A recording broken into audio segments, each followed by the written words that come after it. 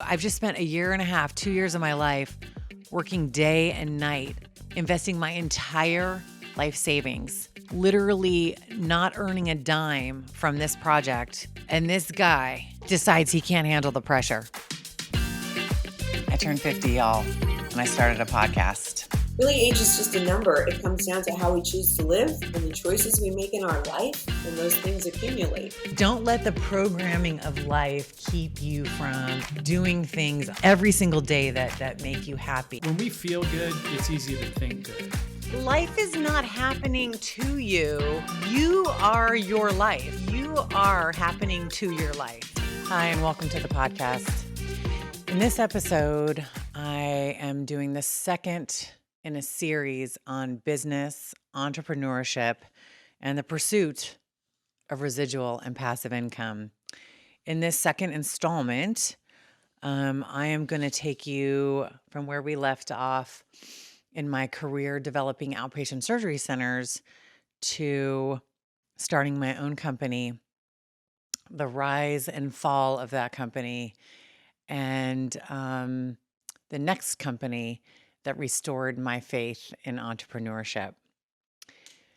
So we last left off talking about how I was developing outpatient surgeries for a company that my dad started with some surgeon partners, and I had gained the ability to develop my own surgery centers across the country and participate in ownership in those surgery centers, thereby getting my first taste of true passive residual income as an owner in a company. And after I had done that for a couple of years, I really decided I wanted to focus on something that was passionate to me and develop my own business plan. At the time, I was about 35, 36, 37-ish. And for any of you who have reached that age, you know that that's when our body a lot of times starts to let us know that it needs some attention, that we can no longer kind of continue kind of our autopilot lifestyle and without any repercussions or ramifications. Now, I was definitely already starting to pay attention to my physical self. I had become interested in yoga and was practicing yoga regularly. And I had also begun weightlifting through an awesome program called Les Mills Body Pump. I don't know. Shout out to all the body pumpers out there. And mostly though, I was interested in those things, just for like physical appearance. I wasn't really focused so much so on my internal health.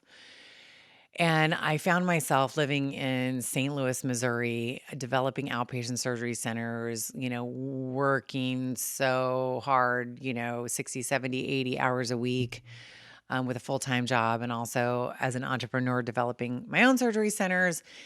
And all of a sudden I realized, being born and raised in California and moving to St. Louis, I was like, oh my gosh, like where's the Whole Foods? Where's the fresh food? Where's the yoga studio? Where's, my access to kind of alternative medicine? I mean, not that I was like super into alternative medicine, but I just quickly realized when I moved to St. Louis at the time that I had a much less access to focusing on my health. So I found myself with kind of a gastrointestinal, problem.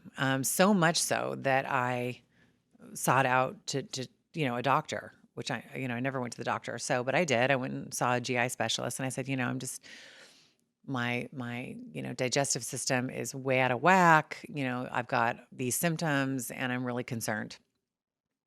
And so the doctor did a bunch of different testing, and I think they might have suspected I had celiac disease or something. I don't know.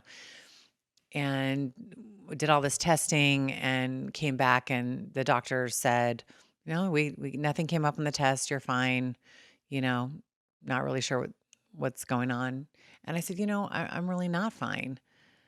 I'm still experiencing these symptoms, and what can be done? And I just remember feeling really lost, and like the doctor wasn't giving me a good sense of direction or hope of what I could do. So I did what I do, which is, I made a commitment to solve the problem. When I think about challenges in my life, I don't really ever question whether or not I can solve the problem. I just create strategies on how to methodically go through the different options one at a time until I solve that problem. That's what I did in this situation. And I think what I attempted to do was, kind of drastically change my diet. Um, I'm sure a lot of the GI stuff was related. In retrospect, I realize it was probably due to a lot of stress. But I did find a yoga studio. I did probably, reduce my alcohol intake. I probably modified what I was eating. Probably stopped a lot of the late night pizza and, Taco Bell and whatever else I was doing, and kind of just stuck to a more simple whole foods diet. And eventually I did move through that period in my life, and I did it. I took responsibility and I took care of it and I figured it out myself. Now, that's not to say that people who have diagnosable medical conditions should not see a doctor and follow their doctor's instructions. They 100% should. But in that situation, my doctor didn't help me, and so I took a different route. And again, I think it was stress, it was lifestyle, and I was able to move through it and find success on the other side. But it really was a key moment in my life because I realized, okay, you know what, Joanna, at this point in your life, your body's no longer getting better. I mean, you're practically middle-aged in your mid-30s, like it or not. I think the average lifespan of an American is like 76 years old. So that's halfway is 38. Not sure if everybody realizes that. So your body's no longer like getting like, better on its own. It's going to require a little more work starting in your mid 30s. And honestly, I think everyone should start sooner, but that's another conversation for another day. This was my wake up call. And I started getting really passionate about what I could do to support my body to be better, look better, feel better, have more energy, live the life I wanted to live and really prevent aging. So, the more research I did and the more I did in my own life, I just got really passionate about this subject. And I started learning about something called naturopathic medicine. And naturopathic medicine is basically a way of doing medicine that looks at the body as an interconnected set of symptoms, and that disease is a sign that the body is in an imbalanced state, an unbalanced state. And naturopathic medicine seeks to understand, what is out of balance and how can we support the body in order to restore balance and optimize health and prevent disease. That's a Joanna layman's explanation of naturopathic medicine. I've continued to further learn that naturopathic doctors at the time were only licensed in, I think, about 14 different states in the US.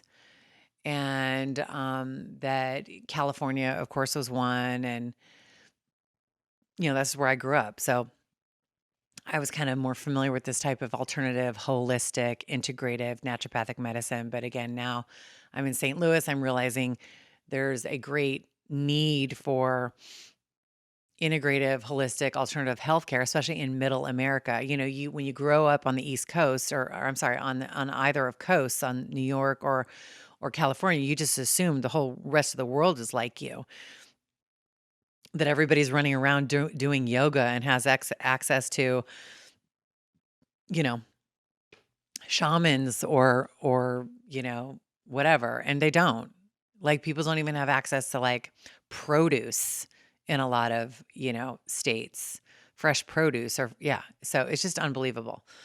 So I got really passionate about this idea of bringing integrative medicine, naturopathic medicine, holistic medicine to the average person in a way that was digestible, no pun intended, in a way that people could understand what it was, access it, utilize it. And so I decided this is what I was going to build my business plan around. I really wanted to make my exit out of developing surgery centers with my dad and his company. And I wanted to create something for myself. And I enlisted, the partnership of my friend Chris, who I worked with at the surgery centers, and we developed this business plan um, for naturopathic medicine. And as I was doing some research, I learned that Arizona was one of the states that had a naturopathic medical school. They had a naturopathic medical board. And of course, naturopathic doctors were licensed as primary care providers in the state of Arizona.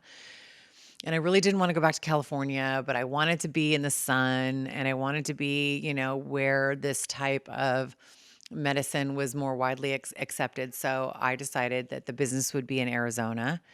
And I got most of the business plan written. We got most of the business plan written, and I quit my job and I moved to Arizona. And I began developing this business in earnest. One of the first things that happened when I was coming out to Arizona to research the environment and research, the business, is I actually randomly met two naturopathic doctors when I was out and about in one of my first visits to Arizona, and I honestly couldn't believe it. It was like lightning had struck. I think I was at a bar with my real estate agent because we had been looking at commercial real estate property, or at least discussing it, or looking at different cities in the greater Phoenix area to kind of determine where this business would be located. And I ended up meeting these two young naturopathic doctors out, like at a restaurant or at a bar. And I just couldn't believe it. And they were engaging and they were charismatic and they were just kind of starting out in their physicianness. They had, completed their medical schooling and they were, probably working somewhere, getting their practices started and but they were both very entrepreneurial minded. And so we had an initial conversation. I was like, oh my gosh, you wouldn't believe why I'm out here in Arizona. I'm developing this business plan. I'm looking, for physicians to partner with because you see, at the surgery center model that I had come from, we had partnered with surgeons. So when I was out here developing this business plan in Arizona, my thinking was that I would partner with the physicians. So I was kind of very excited to meet these people. You know, big picture, there's literally thousands of naturopathic doctors probably running around in Arizona. There's a medical school for here. There's a medical school here. So they probably graduate, I don't know, 50 to 100 physicians every year. So, I mean, there's naturopathic physicians running around all over the place here in Arizona, but I thought it was like divine, intervention that I met these two doctors, whatever. So fast forward, we continued this conversation. I really felt it was, destined that these two people, these two young men, I think one, they were like 28, 29, 30 years old, just out of medical school. And, but indeed, my partner, Chris and I, we ended up partnering with these two doctors and developing, putting together an operating agreement they bought into the business model. And we went through oh my God, we went through this whole branding process. I hired a company that I think charged us $80,000 to have a series of meetings with us where they basically were extracting our business ideas out of our brain and to put together like a proposed branding strategy. naming, logo, branding strategy. Oh my gosh. Anyway, we did this and we ended up coming out with a beautiful document guiding our branding, and the name of our company became Bodhi Body Integrative Medical Centers. Bodhi is the word for enlightenment in Sanskrit. So the idea was enlightened body, Bodhi body. I think it's genius. Anyway, that's what happened. We started this business with these two doctors, and this was like the end of 2007, the beginning of 2008. I found a location. We decided we would be in Chandler, Arizona. I found this location right next to Whole Foods Market. So I was kind of vacillating between, should we be in Scottsdale? Should we be in Chandler? The demographics, the financial demographics were actually very, very similar if you look at them. And I thought, you know, being next to Whole Foods customers are our target market. So, you can either, when you're marketing a new business and you're trying to get new customers, you can either pay for advertising and be in a location that nobody knows where you are, or you can pay for very high rent to be in a location where everybody knows you are, and then you won't have any money for marketing.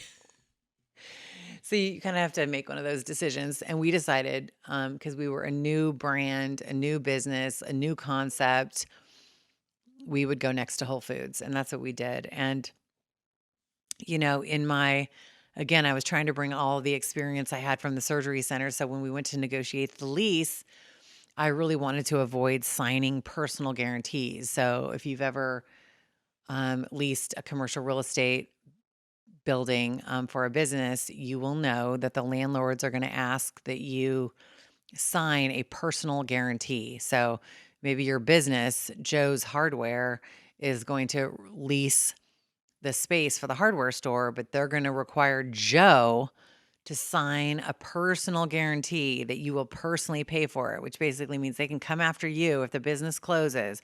They come after you, they can sue you, you know, all of your personal stuff is at risk. And what I learned when I developed the surgery centers and signed, dozens and dozens of leases is that you don't want to sign a personal guarantee. Just because, so how do you do that? The way you do that is you don't take any money from the landlord. So what the landlords want you to do is they want you to lease a space, and then they say, okay, then we're going to give you $50,000 or $100,000. You can do tenant improvements. Tenant improvements is where you take an empty space or a space that was a bank or was a coffee shop, and you got to demo it and remake it to be your clothing shop or your hardware shop or your medical office, right? Those are called tenant improvements. And somebody's got to pay for those tenant improvements. And that does not necessarily include it they'll build it into your lease price. So they'll say, look, we'll charge you $21 a square foot per year for this, for this space. And that's going to include $100,000 in tenant improvements. So we'll do the improvements for you, and then you can pay us back in your lease payment. But if they're going to expend the $100,000, they're going to require you to sign a personal guarantee on that lease. If you don't want to sign the personal guarantee, then you can't take their money. So that's what I negotiated. I negotiated this big, huge lease, and I said, I don't want to sign any personal guarantees. I'm not going to take any of your money. I am going to pay for those tenant improvements myself.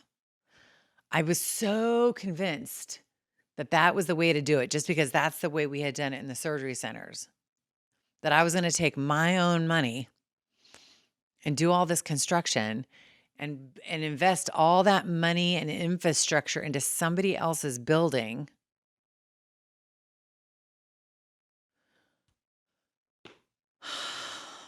And that's what I did. I'm going to digress now and tell you that when you start a business, you're going to need a lot of money, right? You're going to need a lot of money. Some businesses, and it's going to range. Some businesses, you can start for $1,000, and some businesses will cost you $1 million or more. And then there's everything in between. And you have a couple of choices. You can either use your money, You can use someone else's money or you can use a combination of the both, but the money's got to come from somewhere.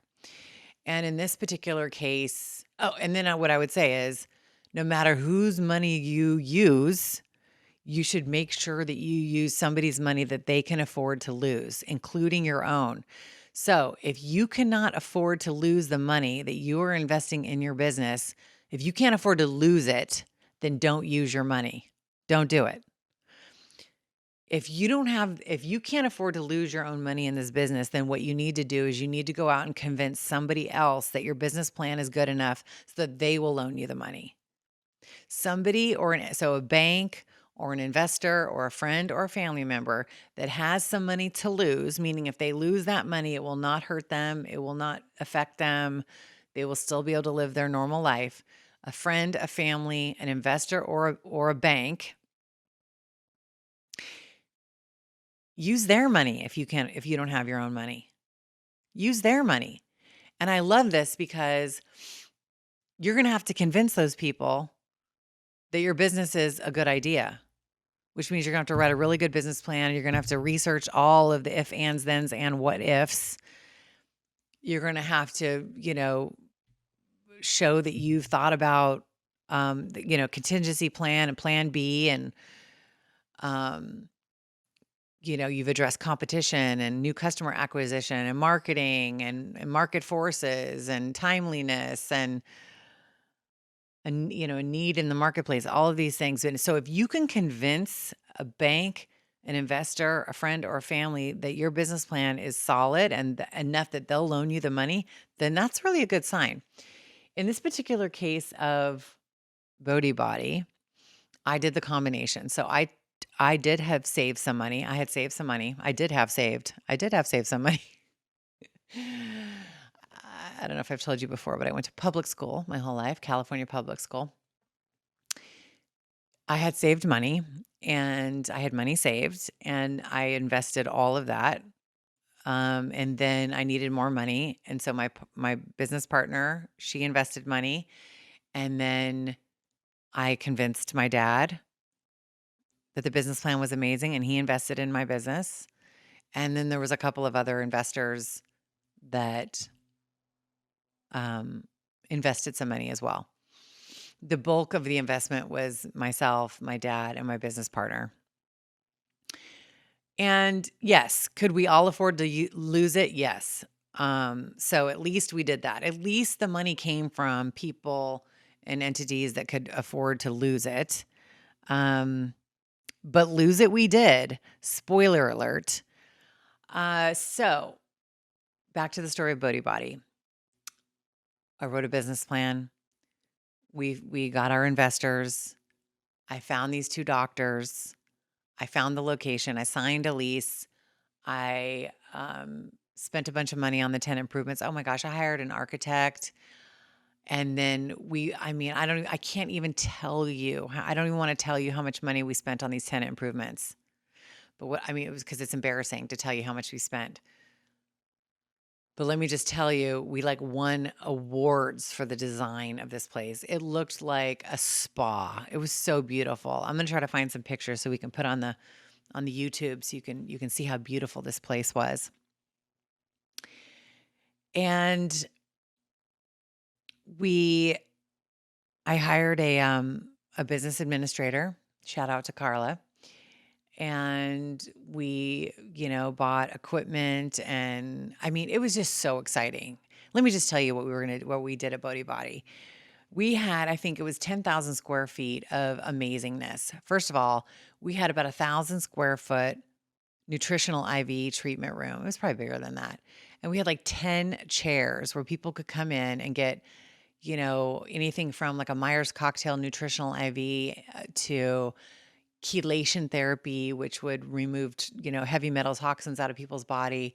We could do high dose vitamin C for cancer patients. And on and on and on. So we had 10 chairs, 10 stations with a nurse's station. We had this beautiful state-of-the-art yoga studio. I was so passionate about yoga that we built in a yoga studio with showers. the whole ceiling was lit up. Like it was so gorgeous. The most beautiful yoga studio. We had many, many treatment rooms. We had a not colonoscopy. We had a colon hydrotherapy room with a state of the art colon hydrotherapy machine. Colon hydrotherapy is where, a licensed therapist um, introduces water into the lower colon, um, for just detox and cleaning. And um, it's just a beautiful way to detox the body. We had treatment rooms for acupuncture, treatment rooms for massage therapy. We did medically supervised weight loss for people. We did bioidentical hormone replacement. Um, we treated autoimmune conditions. We treated anything that anybody could walk in with. We treated it in a beautiful, holistic way.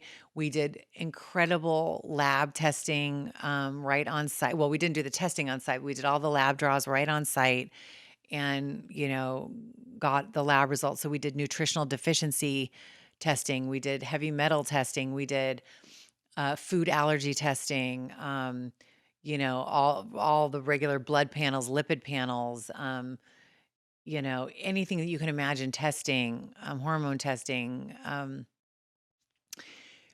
And that way we could really determine what was going on with the person, where the imbalances were, what they needed, how their bodies needed to be supported, what in their body, what did we need to get rid of that they had in their body, whether it was the wrong food, the wrong stress, the wrong sleep, the wrong chemicals, the wrong toxins. Let's get let's get the things that don't need to be there. Move those out of the way. And then what do they need? What's missing? Are there nutritional deficiencies? You know, um, are there viruses that we need to address? Is there bacterial infections that we need to address? So such a beautiful process, such a beautiful process. And I was so excited because our goal was really, really to change people's lives. I mean, I remember thinking, I am going to be the Starbucks of integrative medicine. I am going to bring this medicine to the world. I'm going to be, I mean, this location in Chandler next to Whole Foods was just supposed to be the first location. I mean, I was going to, I wanted them to be all over the country. I wanted them to be in places where people really, really would need them. I was really going to change the world. And it didn't quite go the way I planned it.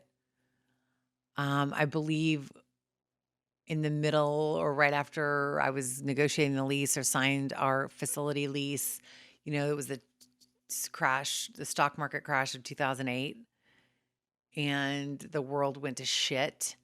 And Arizona, specifically was really hard hit because there had been such a bubble. And we were like, okay, we're just going to push on. This is medicine. But mind you, this is medicine that insurance does not cover. This is medicine that you have to, at least back in 2009 when we opened, insurance didn't cover it.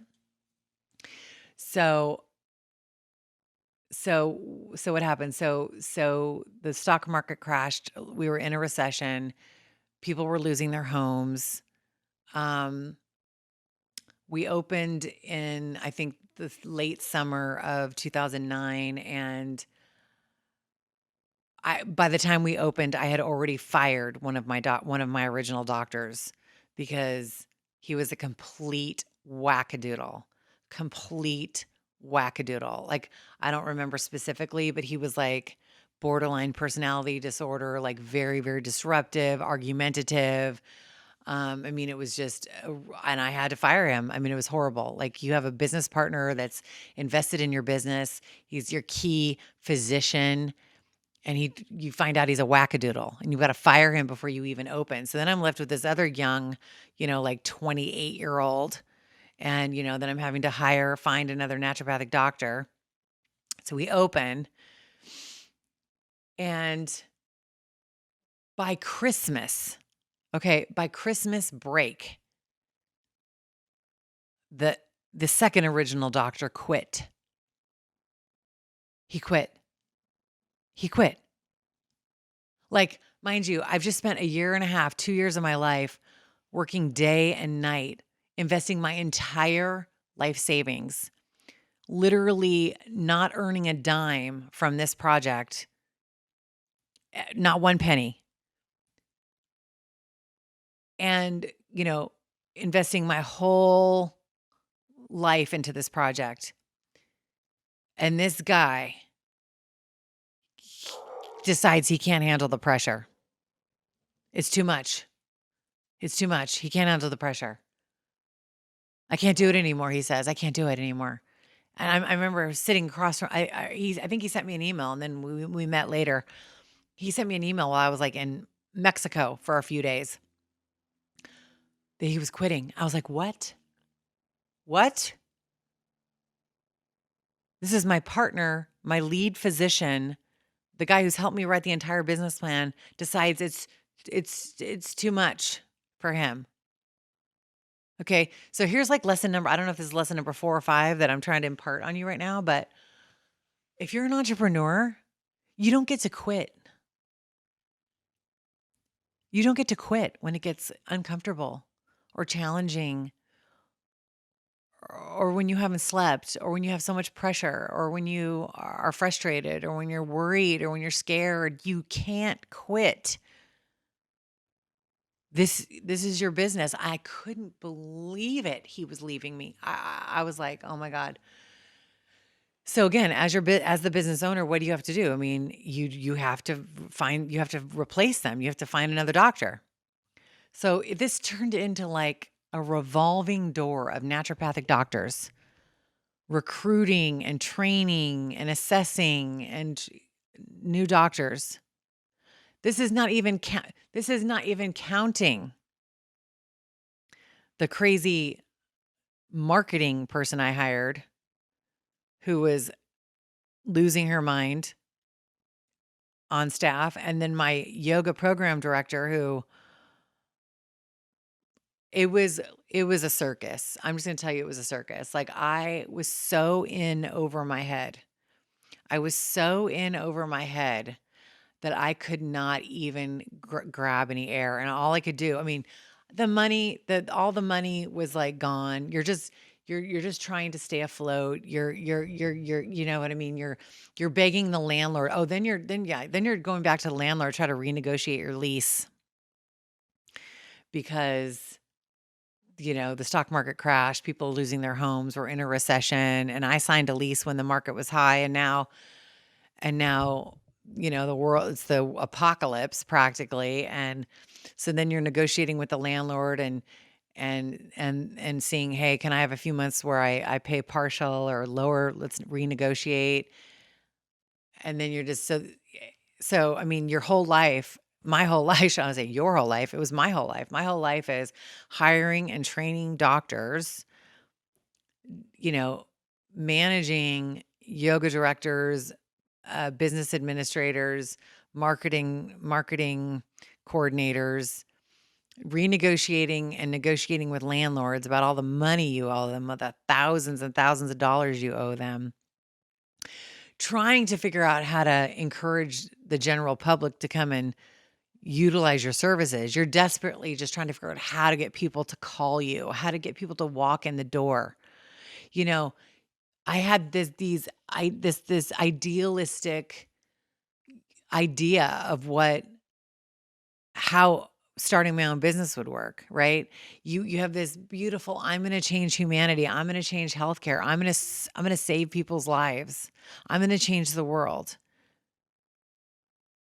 But just because you want that and just because you build this beautiful location and you hire staff and you have all of their best interests at heart, you cannot make people pick up the phone and call you. You cannot make people walk in your door. But you can try a million different things, which is what we did. I tried a million different things to try to get people to pick up the phone or walk in the door. And you're just at some point, you're just like throwing spaghetti at a wall. You're just like, maybe this will work. Maybe this will work. And this is when the charlatans and the vampires start showing up. These are people that are willing to sell you any kind of marketing or advertising. They'll just show up at your door and they'll promise you the world. Oh, I can get you X amount of customers. I can get you this kind of, return on investment. And so you believe them because you think they're going to save your life. And so you're like, sure, I'll sign a contract with you. So here's another lesson that I learned is don't pay anybody unless it's a percent of what they bring you. Right? Like if you bring me $100 in income, I'll pay you 10%. But when you own your own business, and by the way, we were open from the fall of 2000, we were open from late summer of 2009 till like the end of the year in 2011. So almost 2.5 years we were open. And I planned the business for a year before that. So this is 3.5 years of my life. I never once made a dime. I mean, I never paid myself a salary. The business was never profitable. Nobody ever made money. I lost my entire investment. My father lost his entire investment. My partners all lost their investment. But here's what happens in my business and any other business that's not successful. Everyone else gets paid. Everyone else gets paid before you. So let's just count all the people and all the places that get paid. The vendor that did my branding, he got paid. The designers that designed my building got paid. The contractors that built my building got paid. The landlord certainly got paid. The electric company got paid. The doctors got paid. All the staff got paid. All the supply vendors got paid. All the equipment vendors got paid. All the marketing companies that sold me marketing and advertising, they got paid. Every single entity that was associated with this business and most businesses will get paid before the business owner. This is something people don't realize, that when you own your own business, you're basically buying yourself a job. And in most cases, you're paying to have a job that will pay you nothing.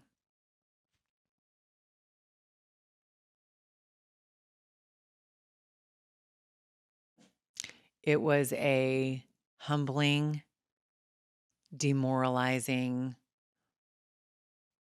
kick in the pants for me. I literally woke up every single day with concrete blocks on my shoulders. The stress never leaves you. The idea that everything rests on your shoulders, that you can't really count on anyone or anything to do or say, or do what they say they're going to do. And they could leave you anytime. That the money's running out. There is no more money.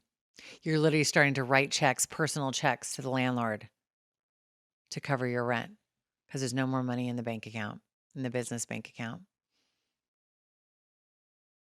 And you're scrambling because if you give up, if I didn't continue writing those checks to the landlord or writing the checks to payroll and the business closed, I'm realizing, what does that mean? That means not only did I lose all my investment, all my investors' money, but I'm losing all that money that went into the building, all that money that I paid the contractors directly to build my beautiful facility. That's all just going to go to the trash, just flush down the toilet. So you get up every day and you try and you try and you try and you try and you deal with the shame and the guilt of not being able to figure it out and losing everyone's money. And eventually I had to let it go. I had to let it go. And I did. I walked away. I walked away and I closed that business and I lost it all. everything, all that time and money and other people's money and my dignity, it was gone.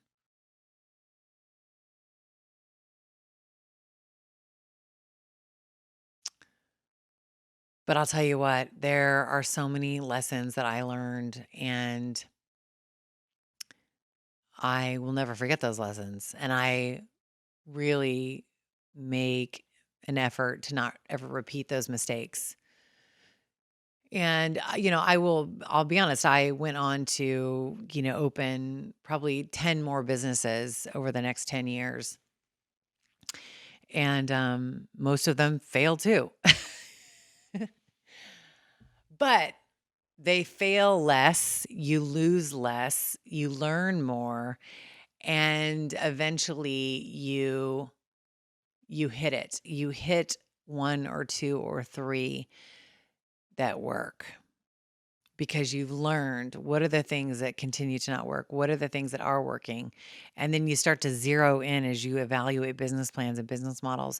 You start to really see the pattern.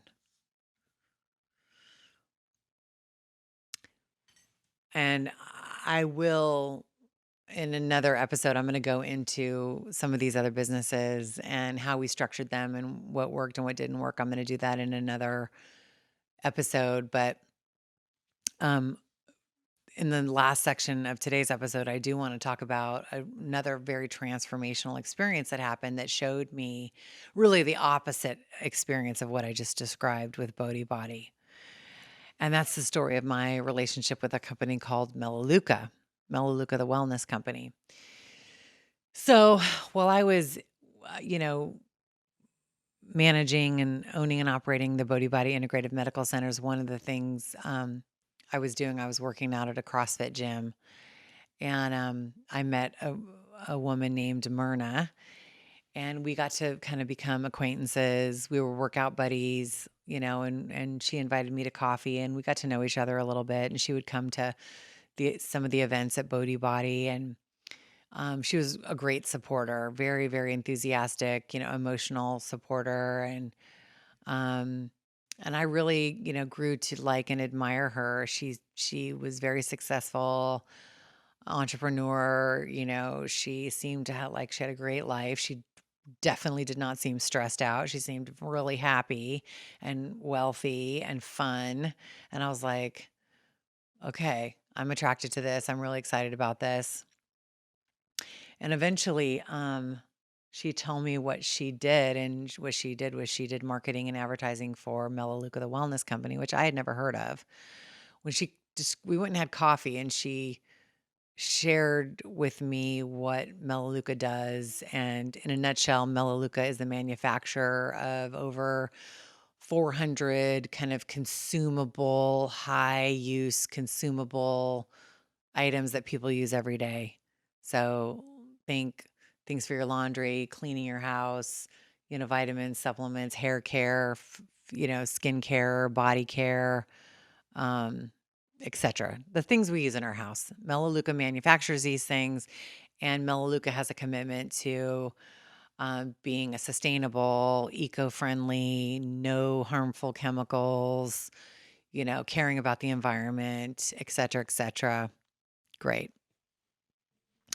And she does marketing and advertising for them. I said, this sounds great. To me, it kind of sounds like Amway, but dang, this girl is rich and she's happy. So like whatever. And I thought, that these products sound good because I was all into like non-toxic and avoiding chemicals. So even though I thought she was working for Amway, I set up a customer account and I began shopping at Melaleuca.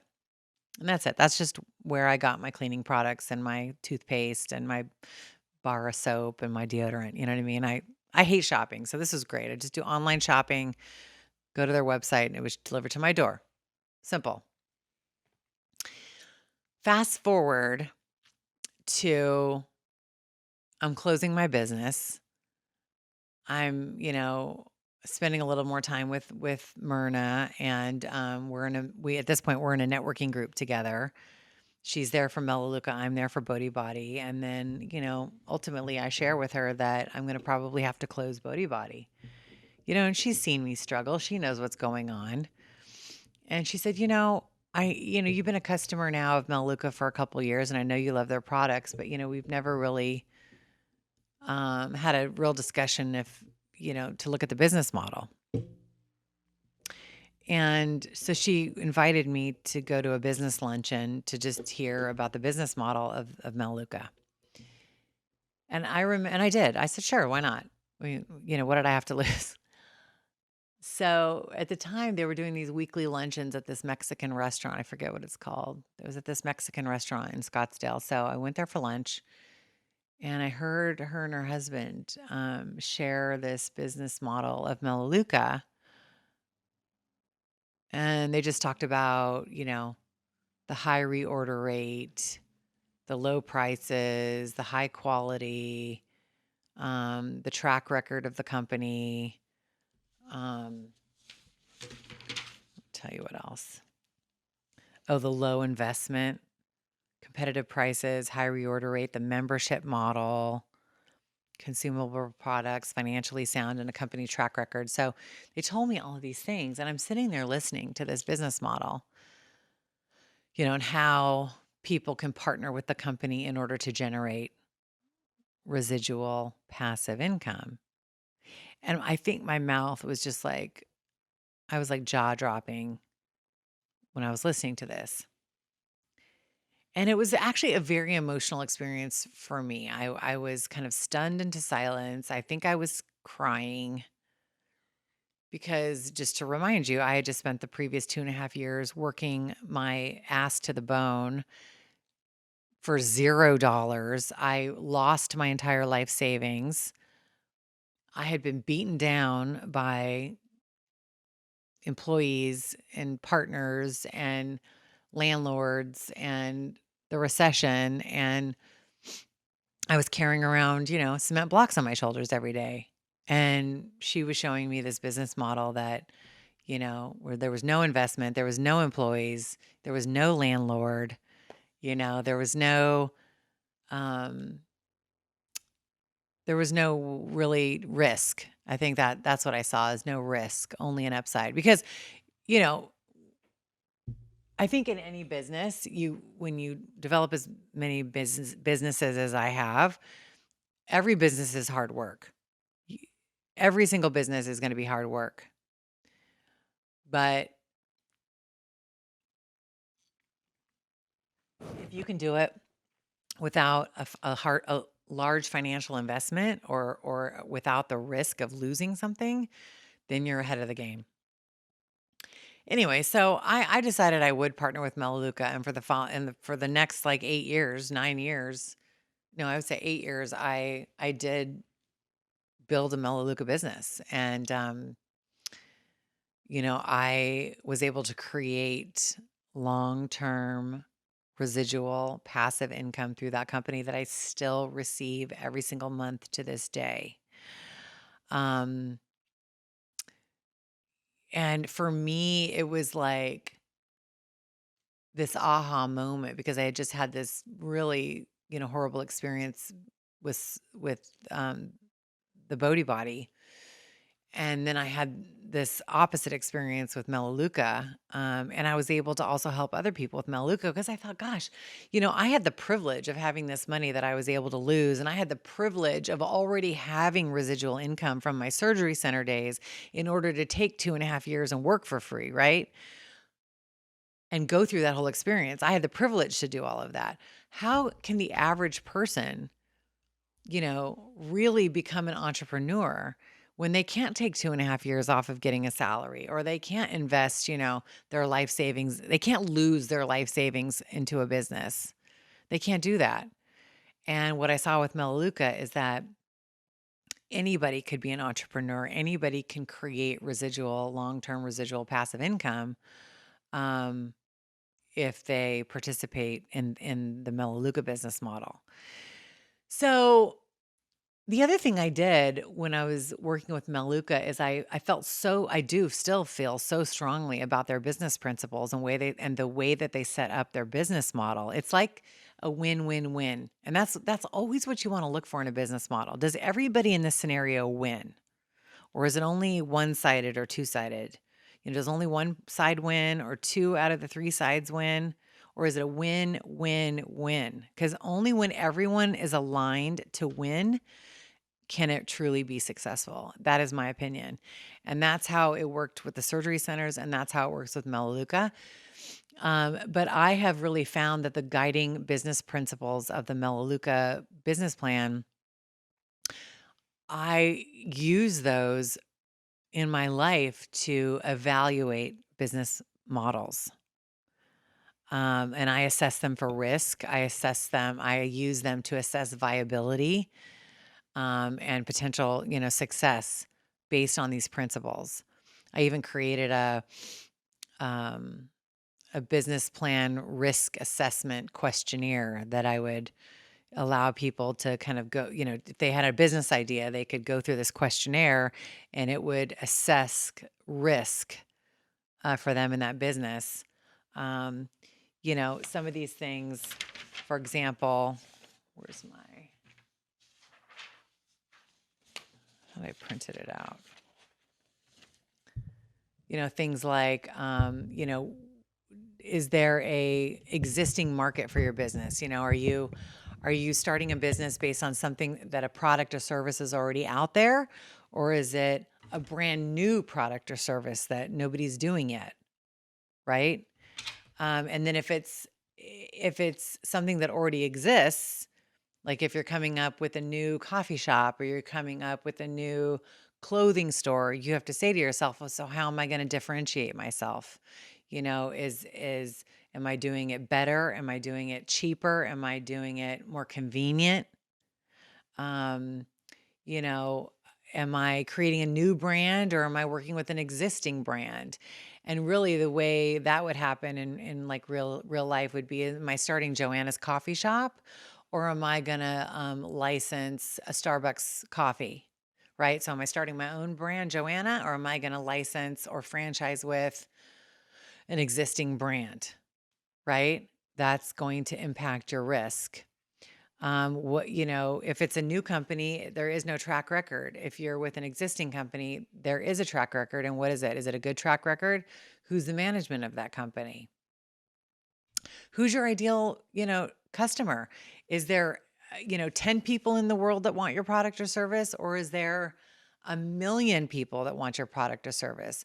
Like, are you going to be the person that sells, you know, um, high-end luxury jewelry, or are you going to be the person that sells a better, more absorbent, cheaper, more sustainable toilet paper?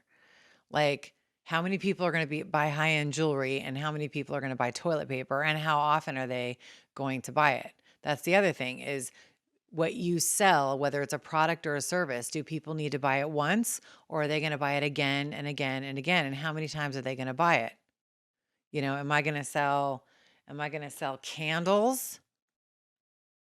Or am I going to sell toothpaste or am I going to sell cars? Right? How often is somebody going to get a new car? How often is somebody going to buy toothpaste? How often is somebody going to buy candles? You know, you have to think about it's so much easier to keep an existing customer and sell them more stuff than to have to go and get new customers all the time.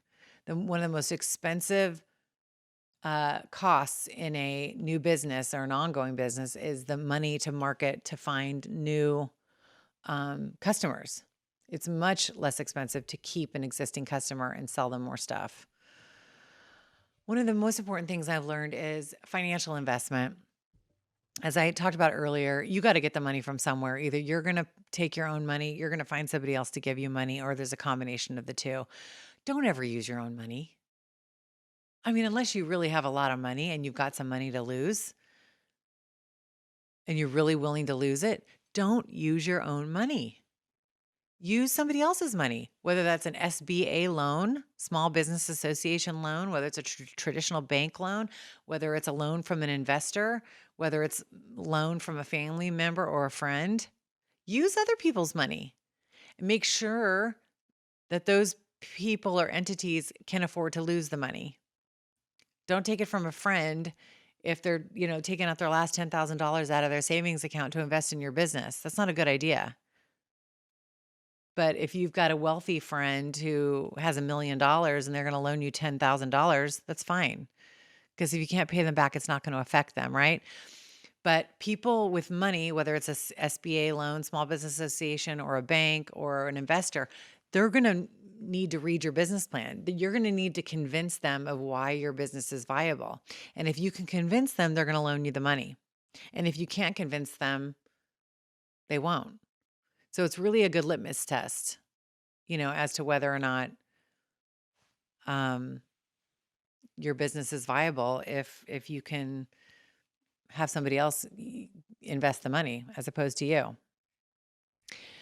One thing that I think is really important too is when people evaluate businesses is, do you have a specific training or experience in this business?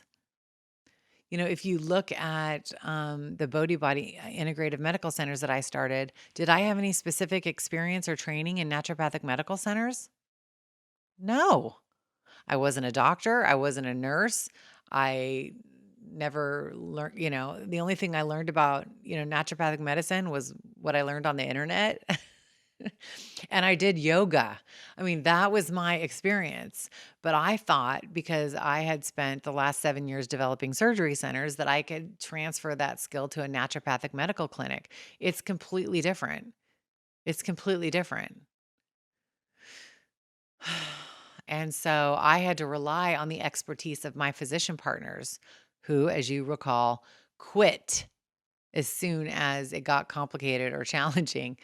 So I really, when I'm looking at business plans or, I always look and say, what kind of specific experience or training do you have in this area?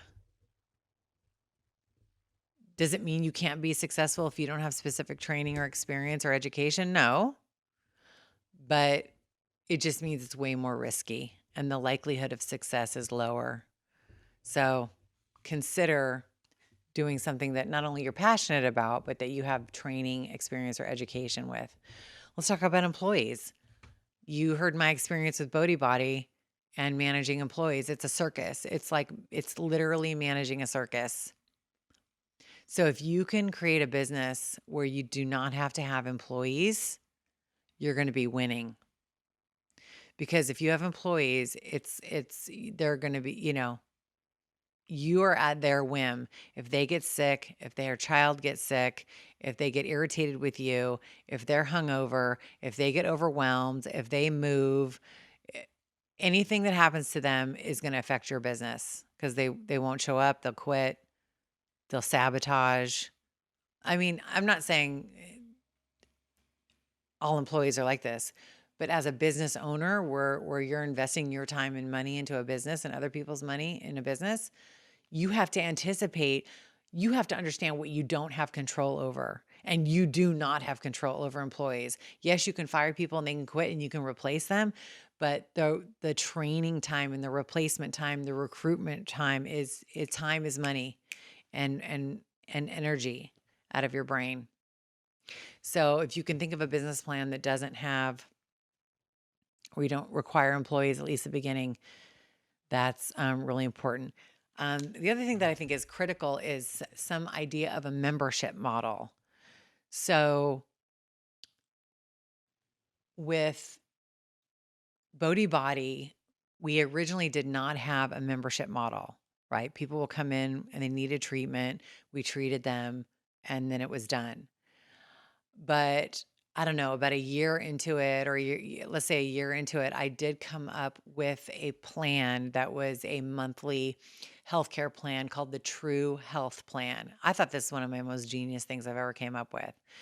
And people spent, I think it was $199 a month, and they got unlimited access to the physician. So basically, you had a concierge physician at your beck and call. Whenever you came to see them, you were not charged anything additional. You could call them, you could come in and meet with them.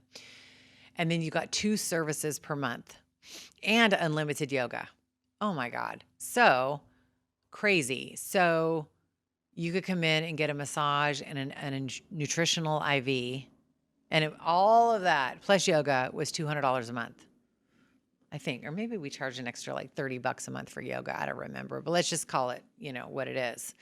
Or the next month I could get an acupuncture treatment and a colon hydrotherapy and talk to the doctor if I wanted. $200 a month. It was genius. Like it was totally genius. And I think I'm trying to remember. I think we were able to get like 50 or 60 people only to get on that membership plan. And I couldn't believe it. But I knew that that was going to be the key to our success, because if you could get, you know, uh, 200 people on a membership plan, 200 people times $200 a month is $40,000 a month. And that would have covered most of my expenses. That's all I needed. I thought I could get 200 people. I could get 200 people to get a membership. I could never get 200 people to do a membership before we ended up having to close our doors. But I truly believe a membership model is key, because again, once you get a customer, if you can make them a member, that's monthly income every single month. So I love that I have been able to, kind of learn these key success factors through my experience with Melaleuca, through my experience with Bodhi Body, um, to really have this evaluation method for new businesses and business models that I look at. And it's still, even knowing this stuff, I still continue to partake and invest in and operate some businesses that didn't work, because you just cannot solve for all of the contingencies. You can't anticipate everything that's going to happen, and you can't control what happens in the world. Um, so it's a risky business, is all I can say. So I think I'm going to end it there. Kind of just talking about my experience with Bodhi Body and Melaleuca. And I think in the next episode, I will tell you how I take a business plan and I evaluate it with these key success factors. And maybe I'll give you an example of a really good business that worked out. Um, but with that, I hope that you've learned something about business and entrepreneurship and how to think about what it's like to have your own business. If you found it helpful, or you think you know somebody else who's an entrepreneur and they might be interested in learning more about being an entrepreneur, please feel free to share this, like it. Follow me on Spotify and Instagram. Send me a comment in the comment section. If you have questions, definitely put it in the comments and I will answer your questions. Um, and the next episode, like I said, I will talk more about how I specifically use these evaluation tools on new businesses and ones that I've been successful with in the past. I hope it's helpful. I hope you learned something. And as always, I hope you make today and every day a good day to die.